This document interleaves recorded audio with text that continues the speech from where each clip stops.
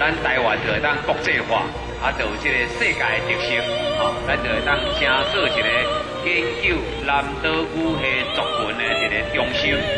念咱的台语认证，要来帮助咱这个台语，互咱大家来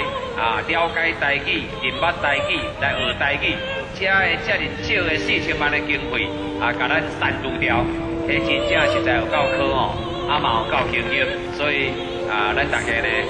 勇敢行上街头吼，咱今仔下晡咱伫文学馆遮集合，咱来台南市先小可游行一个，slow一个。消灭，你甲咱的本地消灭，伊无爱互咱的这个台湾的意识呢，安尼来一直形成，所以今仔日我阮伫这个所在，我要来向国民党来表示上严重的一个抗议。4000万的这个经费立法院甲咱删除掉，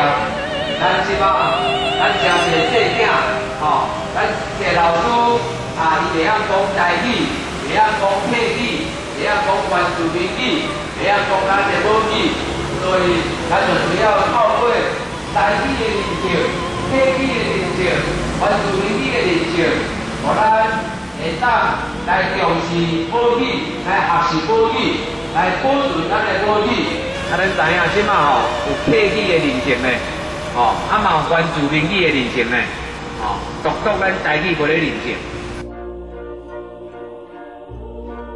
咱去年由着成功大学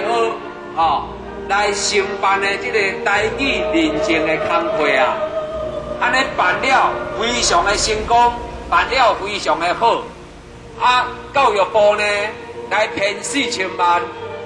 年咱就会当来办这个台语认证。互咱遮的学生囡仔，互咱遮的老师会当来考试，会当来学习台语，学习咱阿娘的话，来重视台语。但是呢，这个国民党马英九竟然伫这个立法院安尼甲咱删除，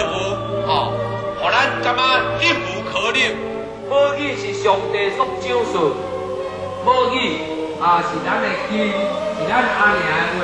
是咱土地的声道，咱的母语若消失，咱的台湾族的消失，咱的文化的消失，咱的族群的消失，咱就永远行做国民党的路呢，行做中国人的路呢。所以，阮伫遮要来向天公伯来向上帝控诉，拜托咱府城的国亲，咱大家。会当做伙来拍拼，做伙来拍拼。